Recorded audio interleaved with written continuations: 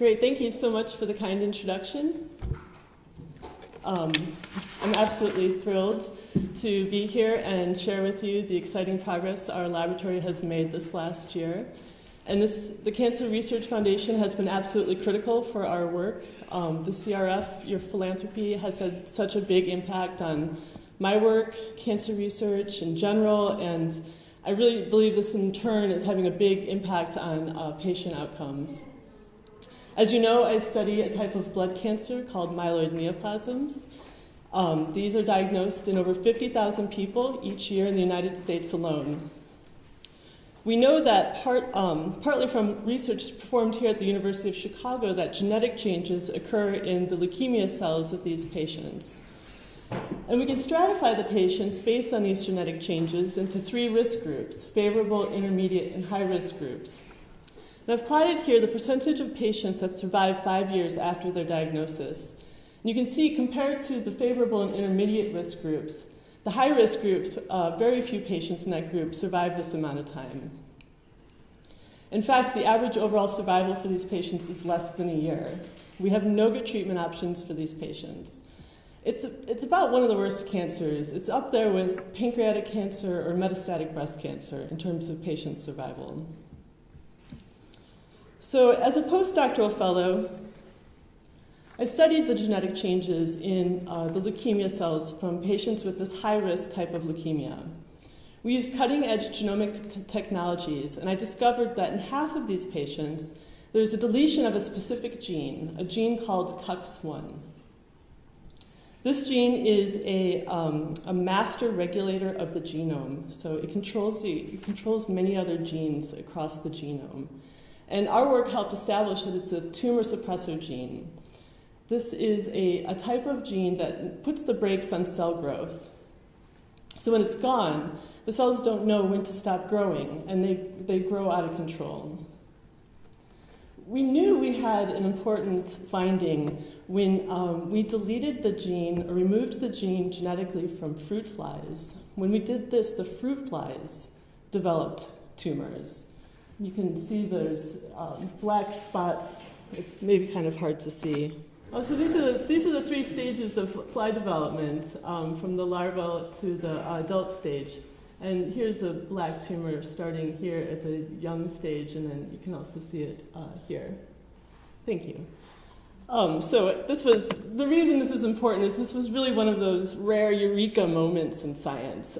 We were just so excited because if you can find what drives leukemia, you can then take the next steps towards understanding how to treat it. So after we published this, another group found that Cux1, the same gene, is inactivated in a wide variety of tumor types, not just blood cancers. So our work in Cux1 in blood cancers has the potential to impact a wide variety of patients and tumor types. So the next obvious step is to study this gene, right? What is it doing in normal cells, or what is it not doing in leukemia cells? How do we find a way to therapeutically put the brakes back on? So to answer these questions, I needed to have a mouse model of this gene, where we can inactivate the gene. So I had to write grants to have the funding to generate this mouse model, which can cost upwards of $23,000. I wrote a grant, and they replied that we will give you this funding if you generate the mouse and then apply.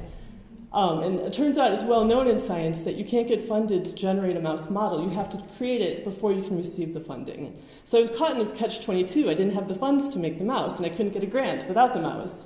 And that's where the Cancer Research Foundation came in. Your funding enabled me to generate this mouse, and then I could use this for preliminary data to obtain additional funding. Eventually had two large grants as a result of this, which was about a 10-fold return on the board's investments in me.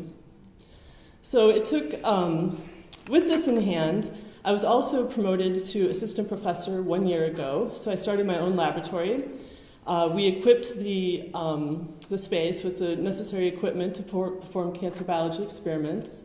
I successfully recruited 3 fantastic new lab members with expertise in cancer biology, stem cell biology, genomics, and computational biology. And it took over 2 years, but we now have a cutting-edge, genetically modified mouse model. This mouse, I can turn on and off. Actually, it kind of looks like this. I can turn on and off the gene in any cell type I want to. I can control when I turn it on and off. And I actually have a way to dial up or dial down the level of this gene.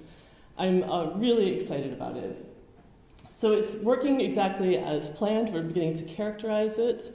Mouse experiments take about a year to execute. So we've launched many of these experiments, and now we're waiting to see what happens.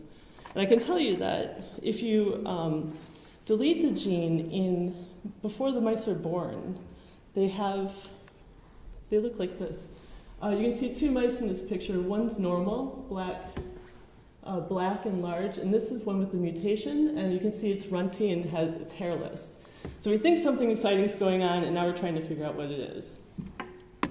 So the plan then is over the next 2 years we can start really deconstructing this gene. What is it doing in normal and leukemia cells? Do the mice get leukemia? And eventually I'd like to use them as a model for testing new therapeutic strategies to treat these high-risk leukemias. We are lucky here at the University of Chicago. We can interact regularly with our clinical colleagues, and I believe that anything that we find we can directly translate into clinical trials.